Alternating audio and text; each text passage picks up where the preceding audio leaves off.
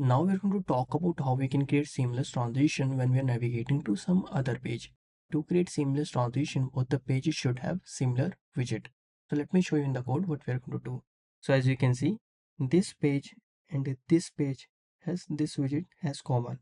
So what I want to do, I want to use this widget and this widget to create a seamless transition. To create the transition, we need to use hero widget, and here we need to provide a tag. So we can consider tag as a unique value or unique key to identify this widget and the widget on the next page.